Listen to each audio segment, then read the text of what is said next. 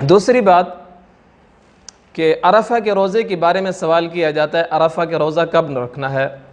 تو عرفہ کا روزہ جو لوگ پاکستان میں رہتے ہیں وہ 9 ذی الحجہ کو جمعے کے دن عرفہ کا روزہ رکھیں گے، اور عرفہ کا روزہ ہمارے ہاں یہی ہوگا، ہمارا حج کے دن جو ہوتا ہے یہی عرفہ کا دن ہے اور اسی دن روزہ رکھا جائے گا۔